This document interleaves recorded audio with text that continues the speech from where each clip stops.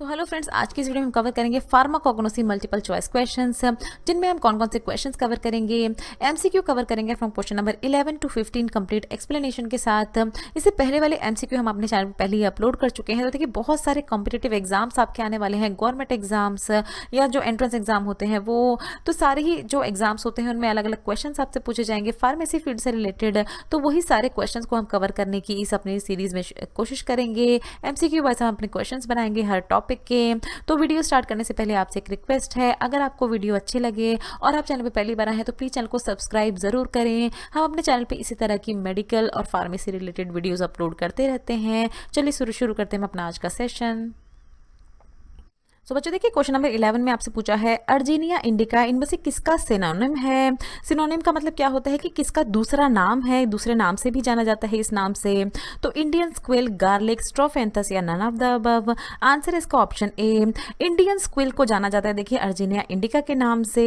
इस तरह के होते हैं, देखिए इस तरह के बल्ब की फॉर्म में होते हैं इंडियन स्क्विल्स। इनकी फैमिली होती है, अगर फैमिली भी बहुत सारे आपसे एग्जाम से पूछी जाती है तो फैमिली लिलिएसी फैमिली से बिलोंग करता है। ये जो स्क्विल होता है, देखिए इसको मेडिकल यूज की अगर हम बात करें इसकी, तो बहुत सारी लंग डिसीज जो होती हैं, लंग की बीमारियां जैसे chronic bronchitis, asthma with bronchitis and whooping cough, इस तरह की जो बीमारियां होती हैं, इस तरह की जो डिसीज होती हैं, उसमें यूज किया जाता है मेडिसिनली इस इंडियन स्क्विल को। क्वेश्चन नंबर 12 में आपसे पूछा है shatavari is a common name for. अलग अलग ऑप्शन में आप देख रहे होंगे एस्पारागस रेसिमोसस, बकोपा मोनेरा, कैटाली एशियाटिका। ये जो सारे नाम होते हैं बच्चों, देखिए ये साइंटिफिक नाम होते हैं। इन सारे नामों से ही जो साइंटिस्ट होते हैं वो अपनी रिसर्च करते हैं इन तरह के प्लांट्स पे, इनकी रूट्स पे। बट आम लोगों के लिए, जैसे हम जैसे लोगों के लिए, वो एक कॉमन नाम दे देते हैं जिससे आसानी होती है लोगों को याद रखने में। शतावरी आपने सुना होगा, बट बहुत सारे जो इस मेडिकल फील्ड से या मेडिसिन फील्ड से नहीं है, उन्होंने बहुत कम ही सुना होता है इस तरह का नाम एस्पारागस रेसिमोसस, क्योंकि ये साइंटिफिक नाम होता है। आई होप समझ में आया होगा आपको डिफरेंस कॉमन नेम और साइंटिफिक नेम में। आंसर इस क्वेश्चन का ऑप्शन बी, एस्पारागस रेसिमोसस। इस तरह का ये होता है, देखिए एस्पारागस का प्लांट, इसकी क्या यूज किया जाता है, इसकी रूट्स को यूज किया जाता है मेडिसिन के तौर पे। रूट्स को इसकी ड्राई किया जाता है, फिर उसका पाउडर बनाया जाता है और उस पाउडर को यूज किया जाता है कौन सी कंडीशन में। सबसे पहले देखिए, बहुत सारे हेल्थ बेनिफिट इसके होते हैं, बट सबसे बड़ा बेनिफिट जो इसका होता है वो फीमेल्स के लिए होता है। फीमेल रिप्रोडक्टिव सिस्टम के लिए बहुत इफेक्टिव होता है। इनफर्टिलिटी जिन फीमेल्स को होती है, जिनकी परेशानी इनफर्टिलिटी की कंडीशन होती है, या ये होती है देखिए पॉलीसिस्टिक ओवेरियन सिंड्रोम, पीसीओएस के नाम से आपको पता होगा। इसमें क्या होता है, देखिए नॉर्मल ओवरीज की अगर हम बात करें तो इस तरह की दिखती है, बट पॉलीसिस्टिक ओवरी में देखिए इस तरह की ये ओवरीज हो जाती है, यहाँ पर एक तरह के सिस्ट बन जाते हैं ओवरी पे। तो इसी को कहा जाता है पॉलीसिस्टिक ओवेरियन सिंड्रोम। इस सिंड्रोम में क्या होता है, देखिए फीमेल्स को बहुत कुछ फेस करना पड़ता है, हेयर लॉस, इस तरह की कंडीशन होती है। ये इसमें क्या होता है, अनवांटेड हेयर ग्रो होने लगते हैं, पेल्विक पेन, इनफर्टिलिटी इसका ही एक टाइप है, इसी का एक लक्षण है। ओवरवेट हो जाता है, इरेगुलर पीरियड्स आने लगते हैं, बहुत ज़्यादा थकान रहने लगती है, टेस्टोस्टेरॉन लेवल जो है फीमेल्स की बॉडी में बढ़ जाते हैं, इसी वजह से अनवांटेड हेयर ग्रोथ होने लगता है, एक्ने की परेशानी होती है। तो इन सारी कंडीशंस को ट्रीट करने के लिए दिया जाता है शतावरी। क्वेश्चन नंबर 13 है, देखिए ginseng is commonly used for. Ginseng किस लिए यूज किया जाता है ये आपसे पूछा है। As a cardiotonic, as a demulcent, as a purgative या एज अ एफ्रोडायसियक। आंसर है इसका ऑप्शन डी। देखिए एफ्रोडायसियक की तरह इसको यूज किया जाता है। क्या होता है ये देखते हैं एफ्रोडायसियक। सबसे पहले देखिए जिनसेंग के इस तरह की रूट्स आती हैं, इन रूट्स को देखिए पाउडर्ड फॉर्म में कन्वर्ट किया जाता है, पाउडर बनाया जाता है इन रूट्स का, और फिर इसी तरह से इस पाउडर फॉर्म को लिया जाता है। एफ्रोडायसिक ऐसे सब्सटेंस होते हैं जो कि सेक्सुअल डिजायर, सेक्सुअल अट्रैक्शन वगैरह की जो चीज़ें हैं उनको एनहांस करने के काम में आते हैं। इस तरह के जो सब्सटेंस होते हैं वो जिनसेंग रूट जो है एक उनमें से एक ऐसा ही सब्सटेंस है जिसको एफ्रोडायसियक यूज तो होता ही है, साथ ही साथ इसको टाइप 2 डायबिटीज़ में भी यूज़ किया जाता है, और as a tonic to improve well being. तो लोगों की वेल बींग को इम्प्रूव करने का टॉनिक की तरह भी इसको लिया जाता है लोगों के द्वारा। तो ये तो देखिए जिनसेंग के बारे में। क्वेश्चन नंबर 14 में आपसे पूछा, देखिए इफाड्रा को किस तरह से यूज़ किया जाता है इसमें से, as a bronchodilator, astringent, hypotonic या डिमल्सेंट। आंसर है इसका ऑप्शन ए, ब्रोंकोडायलेटर की तरह यूज़ किया जाता है इफाड्रा को। ये देख रहे हैं आप छोटे छोटे फ्लावर्स, ये इफाड्रा के फ्लावर्स होते हैं। इफाड्रा जो है देखिए इसका साइंटिफिक नेम है इफाड्रा सिनेका।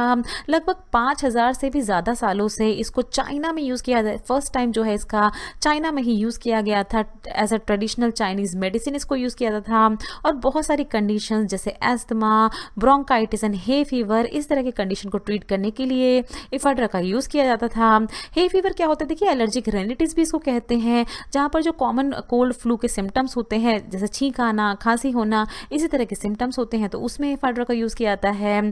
फिर क्या देखिए इफाड्रा जो है किस तरह से काम करता है। ये जो नेजल पैसेज होता है, नेजल पैसेज जहाँ से हम सांस लेते हैं, हमारी नाक और हमारा जो पूरा ही पैसेज होता है, उसमें अगर किसी तरह की स्वेलिंग है, सूजन है, तो उसको रिड्यूस करने का काम करता है, उस सूजन को कम करता है।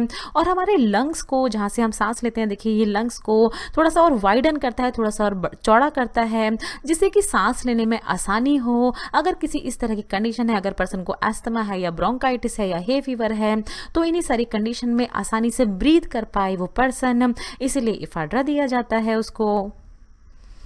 क्वेश्चन नंबर 15 में देखिए आपसे पूछा है, इनमें से कौन सी एक ऐसी ड्रग है जो जिसका इम्यूनोमोड्यूलेटरी एक्शन है, ब्राह्मी, अश्वगंधा, आंवला या नन ऑफ द अबव।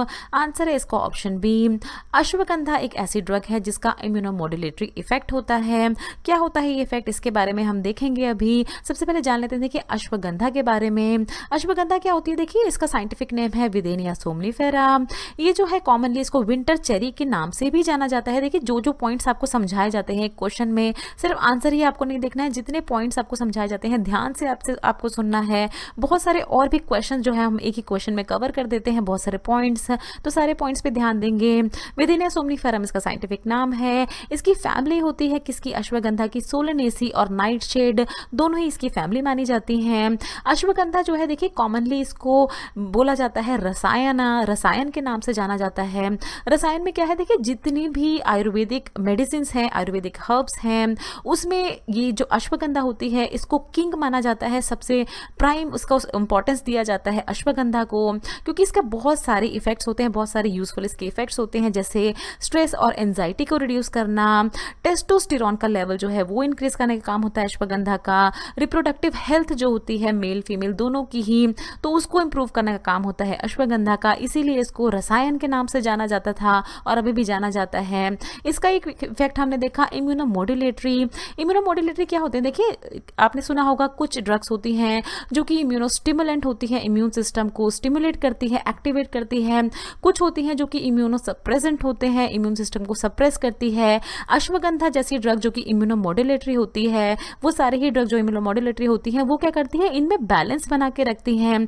जब भी ज़रूरत होती है तो इम्यून सिस्टम को सप्रेस कर सकती हैं, और जब ज़रूरत होती है तो वो इम्यून सिस्टम को स्टिमुलेट कर सकती हैं। तो इनका बैलेंस बनाने का, रखने का काम जो ड्रग्स करती हैं उनको इम्यूनोमोड्यूलेटरी कहा जाता है।